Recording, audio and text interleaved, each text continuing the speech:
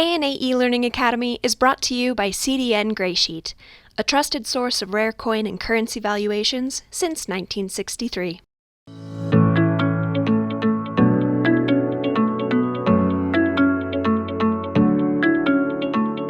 Hello, everyone, and welcome to the ANA's eLearning Academy.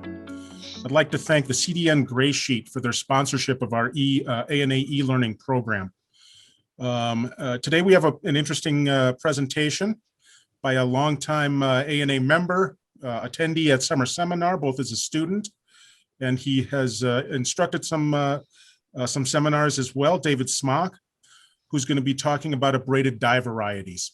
Now, for those of you who have specific questions for David, he's going to give his entire presentation. If you have particular questions for him, please post them in the Q&A feature. If you just want to talk about something you may own, an interesting die variety that is one of your favorites, use the chat feature to just kind of talk shop. So without further ado, I am going to pass it over to David. David, thank you, David. Thank you, Andy. I really appreciate it. I hope y'all are having a great afternoon and staying safe. And let's get on with it. I am talking about abraded die varieties, and we're going to find out here in a little bit why that's actually sort of a misnomer. And what did I do? What is an error? All right. An error is a problem with production that happens as a single incident. Coins exhibiting errors are truly unique. They may look similar to each other, but they are not identical. Examples of this would be off centers, incomplete planchets, broad strikes, etc. They may look very, very similar, but they're all unique. They're one-off, and they happen just this one time. What is a variety? A variety is a problem with the die that happens at the creation of the die. The problem will appear on all coins struck by the die. Okay, these are your RPMs, these are your double to dies, and these are, for instance, your proof reverse on circulation strike coins, etc., your wide AMs, etc. And there's another thing that can happen, and this is what we're going to get into. All right, so first off, what's an abraded die? Is it an error, a variety, or is it this other thing? And it is. It's this other thing. It is a die error. And this is kind of semantic, but it's good to know the differences. These occur during the life of the die and appear at a certain point on the die, and they will appear on some coins struck from the die, but not all, because something happens to the die. After that happens, all coins will exhibit that problem. A good example of these would be die cracks. A lot of people call them varieties. A lot of people call them errors. They're actually die errors because they happen as a result of a malfunction where the die has broken down in a certain spot. And so it's a die error, really. That would be a minor die error. Abraded dies and clash dies are other examples, and we're going to talk about that. The die clash occurs when dies come together and there's no planchet in between them. So they clash. And it is so named because of the sound the dies make when they come together. The mint employees actually named the die clash because of the sound it made. When they clash, each die can and does often receive the opposite die's design or impression. Okay, and if you can wrap your head around that, the dies come together and they impress each design onto each other. Now, after the clash, the unwanted design elements need to be removed through a process called abrasion. And this is accomplished through the use of such items as emery sticks. They literally sand off or polish off the design, lowering the die surface relief and removing the excess design. It removes the shallowest levels of the die. Okay, the shallowest areas of the die. And these elements are often on, for instance, the buffalo nickel, the Indian's third feather, which is behind his neck, which a lot of people don't even know exists. And I'll show you that feather here in a minute.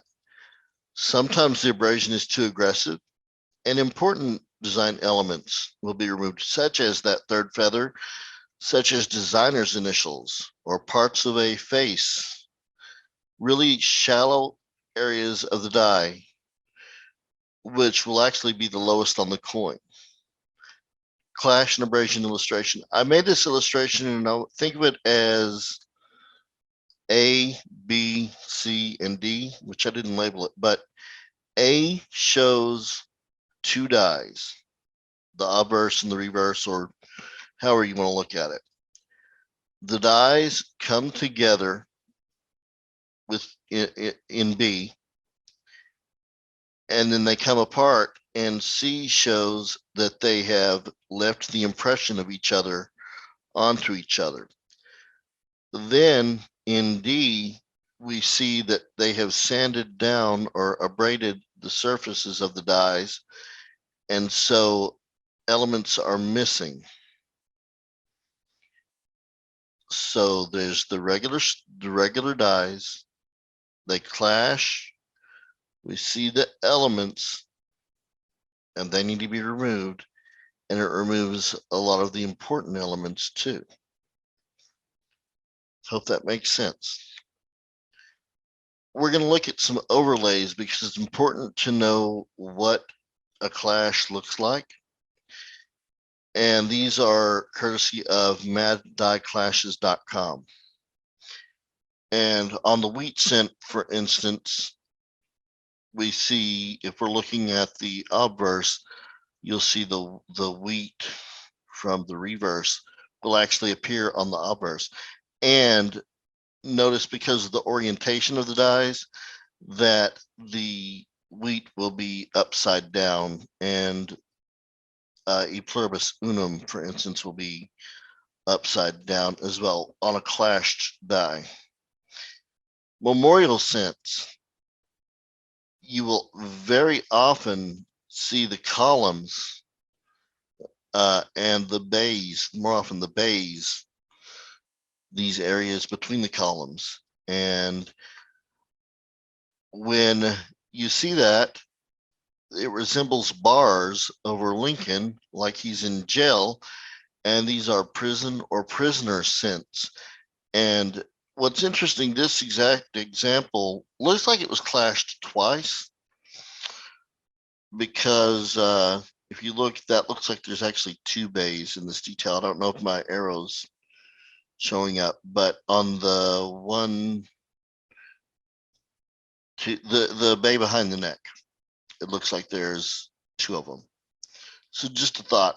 But so those are prisoner cents. This is really where the meat of the presentation. We're going to be talking about buffalo nickels. One of the things I really want you to pay attention to is this area right here. That buffalo, bison, technically. All right, there's the head, and this is the back, which corresponds with the back of the Indian's neck when there's a clash. Pay attention, you will often see this area clashed. Going to Kennedy halves, We have missing designer's initials sometimes, and they're right. See if I can point the right spot. It's kind of hard to see, but they're right about there on the reverse, and we're going to look at that closer. Now, in 1922, some scents came out that appeared they were from Philadelphia. There's just one problem. Philadelphia did not make any scents in 1922.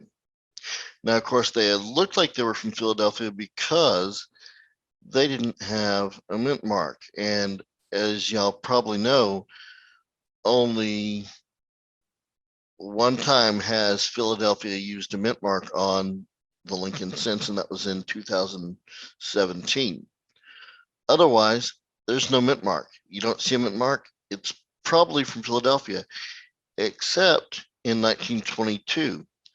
And what happened was the dyes clashed, and they had to remove the clash and ended up removing the mint mark, the D. And there's actually, I think it was 4 different dye pairs, maybe more than that, but there's a strong reverse and a weak reverse, and this is the strong reverse. This commands 4 digits, 4-digit figures, or 4 figures in AU, and then goes up to 5 as far as the value when you get up to mint state. So abraded dyes are they can be very minor, but they can bring a lot of money. And there's another major famous example that I'm sure y'all can think of that we're going to get to in a minute, but this is an example in the Lincoln Scent series. Common example, very common, is the 1969D, floating roof and missing FG. On the back of the Lincoln Scent, you'll notice it appears like this roof is floating because the lines have been abraded. Notice it's very minute, very thin, very tiny designs, elements that get removed. And that's just because they're so shallow and so tiny. And then FG should be over here, and it's not. These are actually really common, and I don't see them in cherry pickers anymore, but it was in the first edition. That's the Cherry Picker's Guide to Rare Die Varieties, which is great reading. If you all don't have a copy, you need to get a copy. But these are quite common. I see these a lot online. I'm part of a coin community, Coin Help You on Facebook, and we see these quite often. And they really don't command a premium, but they're kind of neat. But it is it's because of the abrasion that is missing the roof and the designer's initials. Now this is my jam, as we say. This is a buffalo nickel 2 feathers. Now, I told you to look for that back, the front part of the back. You will see here, this has been clashed. And they tried to remove that clash and ended up just removing this feather back here. You can see very small remnants of a feather. And I'm going to give you a better look at that. This is the feather we're talking about. The back of the neck, there should be a feather here. There's the long feather, the really long feather, and then the tiny feather in the back. And you'll notice it's the lowest area basically on the coin, other than the designer's initials, which also often gets abraded off. And I actually started learning about these when I found a 1916 and it was missing the designer's initial, and I thought it was the famous example in the cherry pickers, and it wasn't, because we found out, or I found out later that it was missing the feather too. And but then I fell in love with missing feathers because they're so easy to find. They're actually really abundant, and they're still very collectible. And one of the things that's interesting to me is, as opposed to another example that we're going to get to later, this is on the obverse. That is a major design element on the obverse. And while they can still bring lots of money in mint state, you can get them really cheaply compared to another very famous abraded die variety that y'all are probably, or die error, that you're probably thinking of in the Buffalo Nickel series. Hint, hint. This is a 19, well, that's a 1916, but these can be found on the 1913D type 1 and 1913S type 1, and those are in cherry pickers. I tried to include examples that are in cherry pickers. And here is an example. This is like the example that I found years ago. This is the very first one I found. This, not this particular coin, but like this, where you see it's missing that designer's initials below the date. And there's just the tiniest remnant of the feather. And you'll see that that's very common with these. And you can find them a lot on eBay. And one of the things that I love about eBay is, and I mentioned this in an article I wrote in the Numismatist probably 10 years ago, it's even more true now, is that because of the high quality of photos and the previews, you can literally look at a page of Buffalo Nickels all day long and just scroll down and look for that feather on the preview. And if it's missing, you've got a nice coin. 1917, these are harder to come by, actually. This one's a little bit rarer, especially in mint state. In fact, all these are really hard to find in mint state. The only one that I've actually found in mint state, it was really funny. My stepdad years ago, who got me into coin collecting, actually was asking me what I meant by the third feather. He wasn't very familiar with them, and I said, "Here, go get me some Buffalo Nickels." And he pulled out a 1913 type 1, and I was going to show him where the third feather was, but that example happened to be a 2 feather. So I'm like, yeah, this is one. This is the 2 feather. And then he got a regular coin, regular Buffalo nickel, and I showed him the difference. But so you need to check your collections too. You never know. That could. A lot of people don't know about these, and you might be able to find them in your own collection.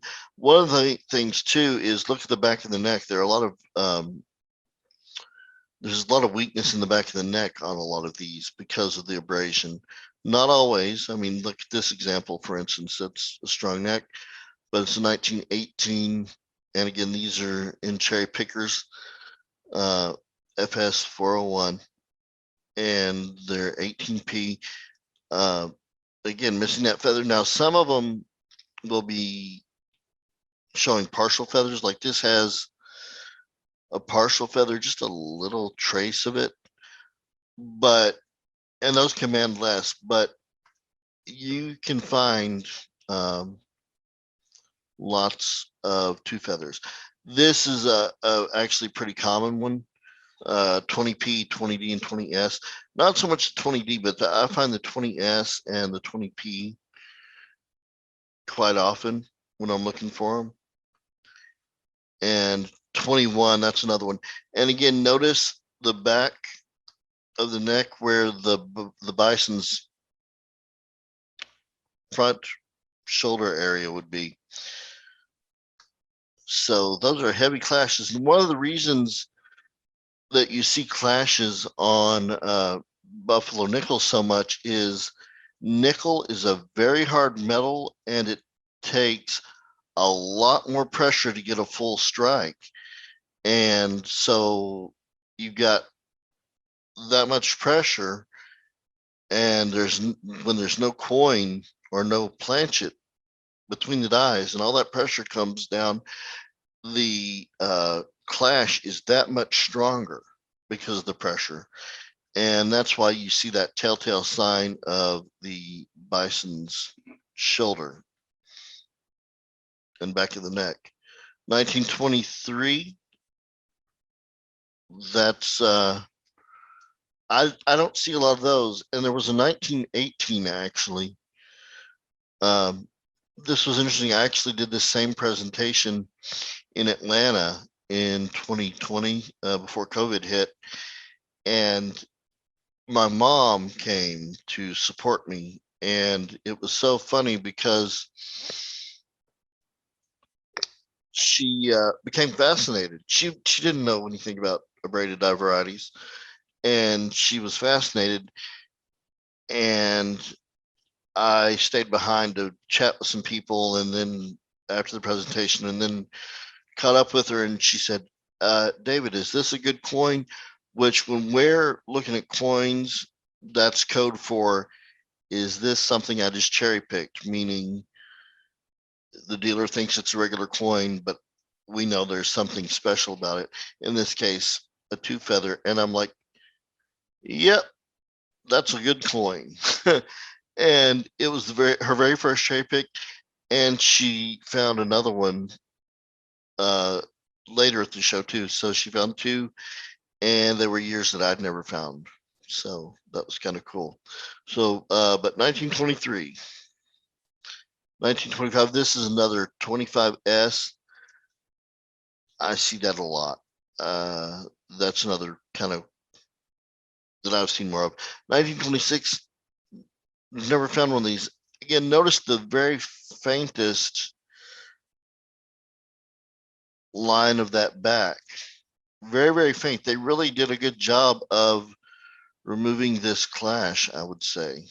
But they removed the feather along with it. So yay for me, right? 1927. Now there's the faintest bit of a feather.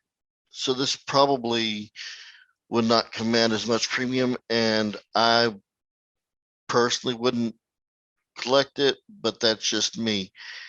And there's a D and an S. And one of the things that I want to point out is that you collect what you want, and if you like some of these 2.5 feathers, that's cool. If you don't collect them.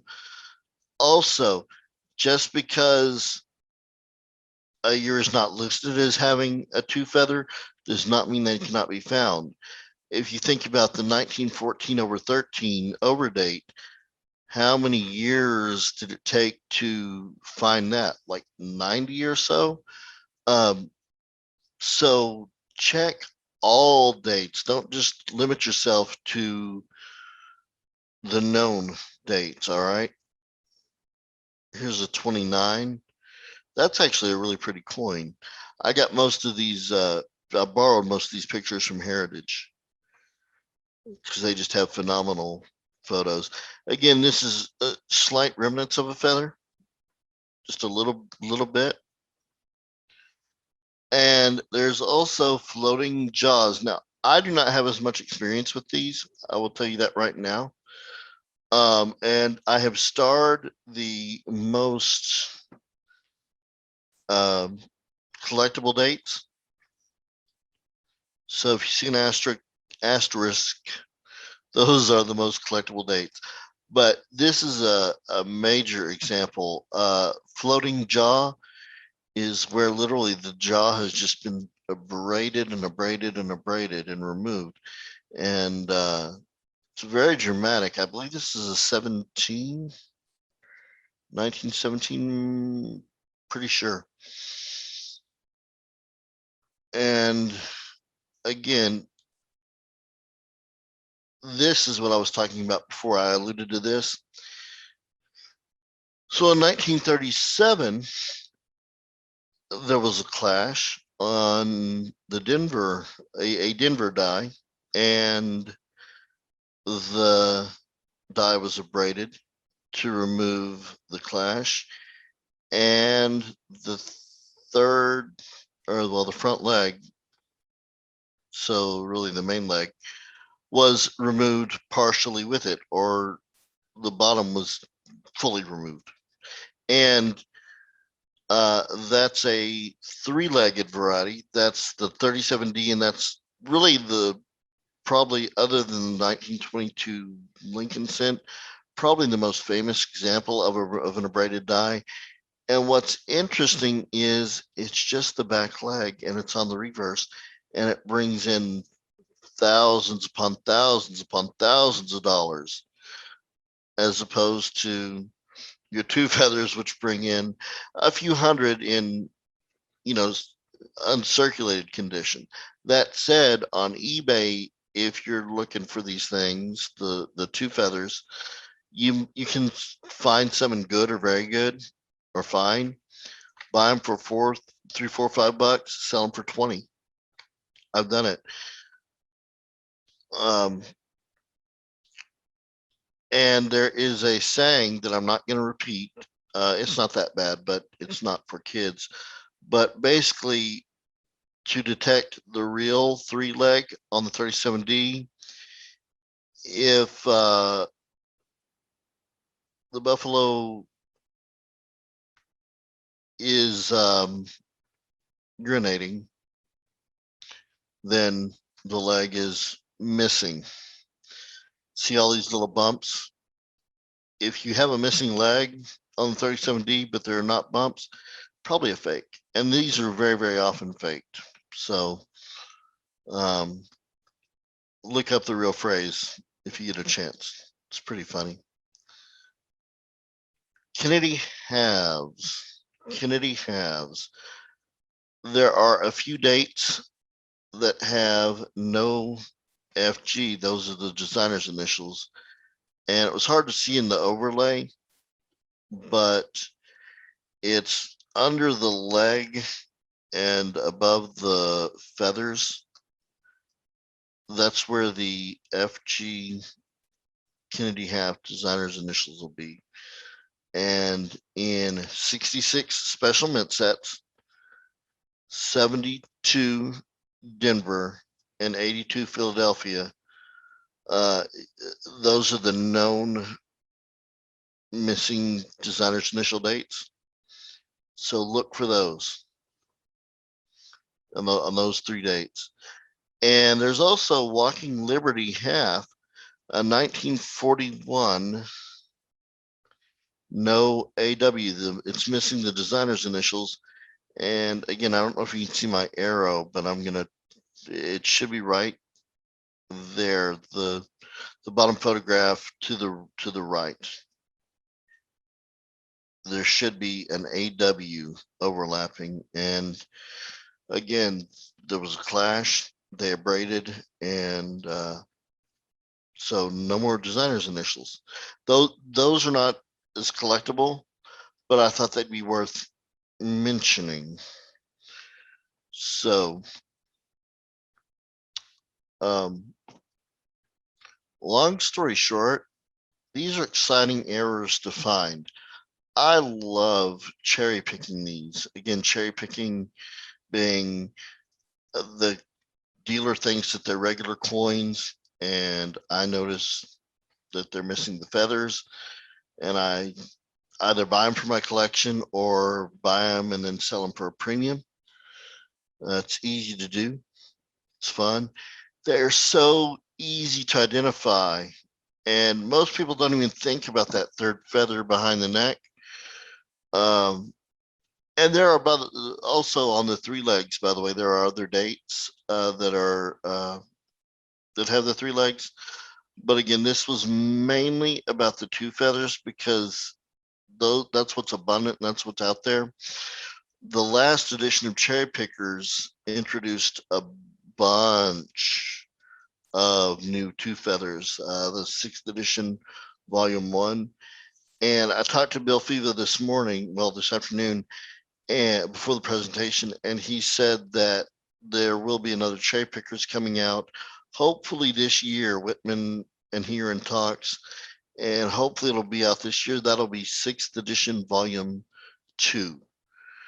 The current editions are 5th edition, volume 2, and 6th edition, volume 1. So that's just something to keep in mind. Easily cherry pickable. Find them online or in dealers' inventory. And again, and be respectful. I want to say about cherry picking, be respectful. You're not trying to win one over or get one over on the dealer. And that's never my intention. My intention is to find coins that I like really cheap. And that's what I do as a cherry picker. I'm just trying to get the best bang for the buck, because I can't pay full retail for a lot of these, So if I can find them and they're not listed as such, then good. I mean, I would never, I don't think, like, if I found a $10,000 coin in an inventory, not tell the guy and buy it for $2 or whatever. I mean, the ethics, it's kind of iffy, but you just have a little common sense and realize that dealers are trying to make a living. I mean, they've got to feed their family. So something about, but these are really minor and they're abundant. So it shouldn't be that big a deal to cherry pick things like this. And they can be very valuable, again, in higher grades. I don't tend to look at higher grades. I tend to look at lower grades. And that does great for me, say self-ast, and also doesn't do quite as much damage to the dealer if you want to look at it like that. Further research, and I realized how fast we went, and I apologize, but I'm hoping there's some questions. Further research, Bill Fiva and JT Stanton's Cherry Picker's Guide to Rare Die Varieties, 5th edition, volume 2, and 6th edition, volume 1 are the current ones. Again, hopefully by the end of the year, we'll have a 6th edition, volume 2. And the majority of my research came from Ron Pope's 2 books, and you can find these on eBay, and you can contact him directly. Those are an in-depth study of the strike and the abraded die varieties.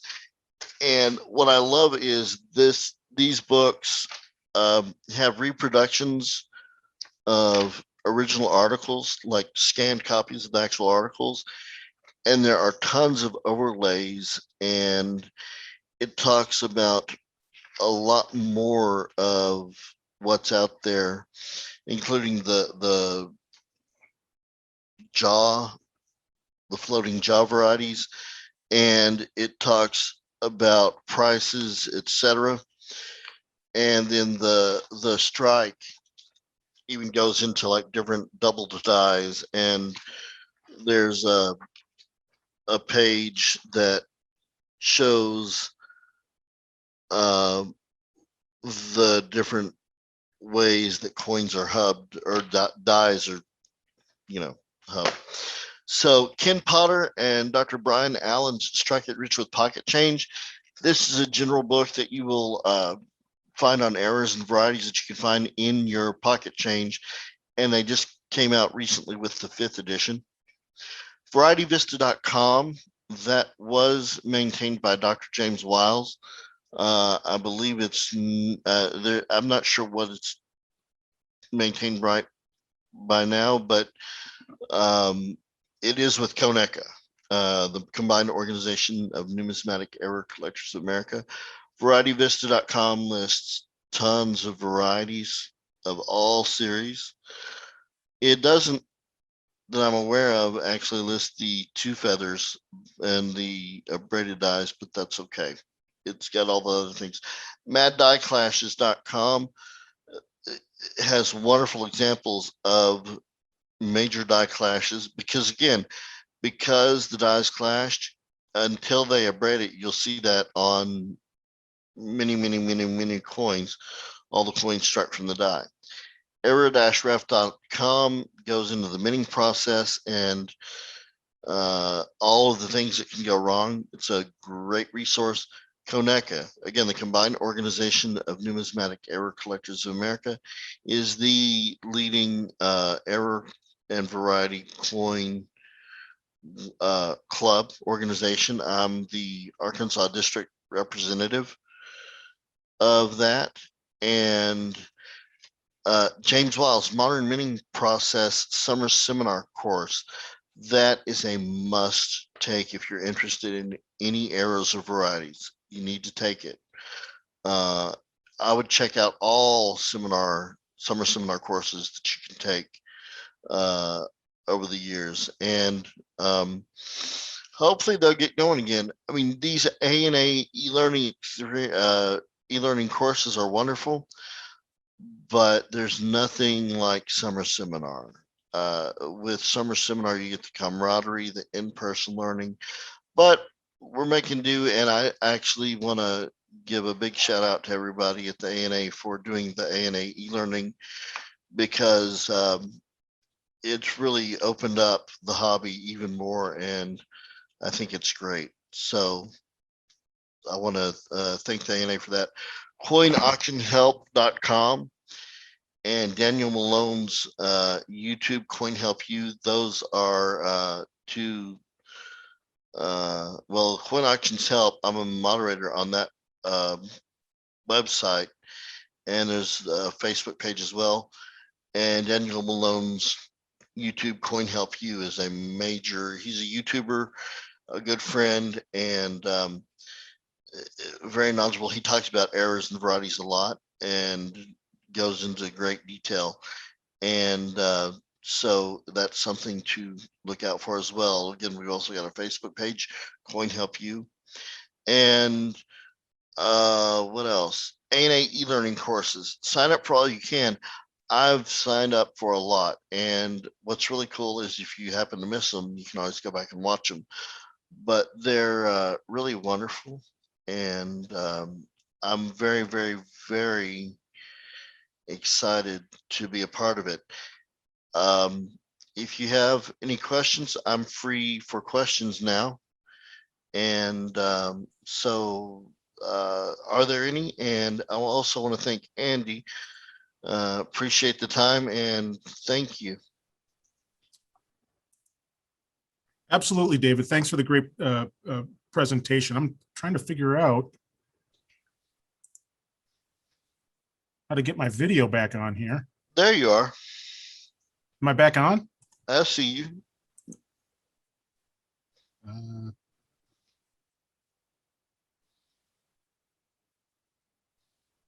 some reason, it's not showing up with me. Huh.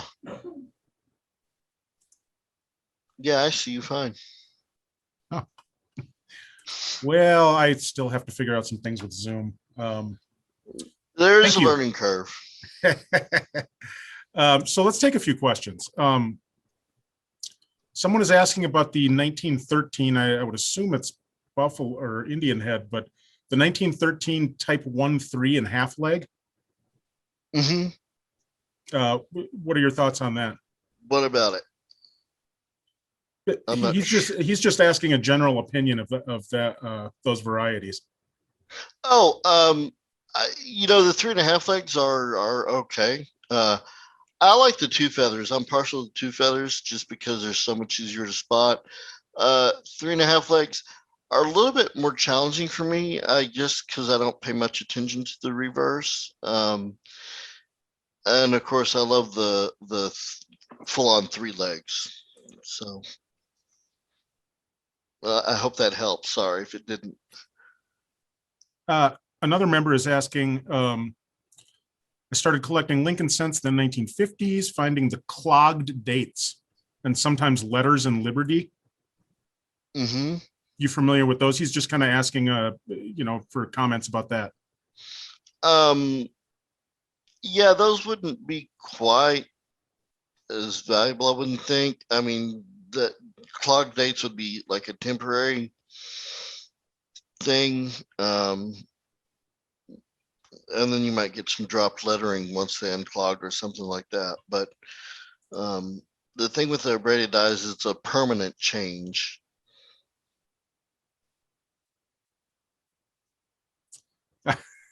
Someone's asking about National Coin Week. I guess that's my thing. Go for it. We the blog contest and the cookie contest will be announced shortly. We actually have the results done on the cookie contest. You'll be contacted by Rod Gillis in the coming days. Thanks for participating. Nice. Appreciate it. We got a lot of really tasty creations this year. David, thank you. That was an interesting presentation. Thanks for everyone for joining us. As David was mentioning, this eLearning Academy is constantly rolling and evolving. And like David said, there's nothing like actually meeting out here for summer seminar. We love the camaraderie, all that kind of stuff, but we live with what we are dealt with. So we had to cancel summer seminar again this year, but we are presenting a variety of courses during the time of summer seminar, late June and early July. And we're going to try to fill the void somewhat. So definitely keep an eye on the eLearning page for all available opportunities, and especially for summer seminar coming up in late June. We should have some really interesting presentations. And then next year, we'll welcome you all out here for summer seminar, and we'll have a grand old time. Absolutely. The gentleman who asked about the 1913, kind of an interesting question. Are abraded varieties just dies on the way out? I would say so. I mean, that not necessarily, but yeah, I mean, they've definitely been through the ringer. Oh, and I've got a YouTube channel, by the way, that I've not done much with, but I'm going to bring it back. David Smock Coins. So, got to do a shameless plug there. But yes, I would say, there's not much use. They try to extend the life by abrading, but I mean, they're on their way out. Again, thanks for coming, everybody. Thank you, David. Hope to see you on here sometime soon, everyone. Again, we have to thank the Gray Sheet. They are a generous sponsor of this e-learning program and definitely help us out with that. Check back for further offerings, and happy collecting, everyone.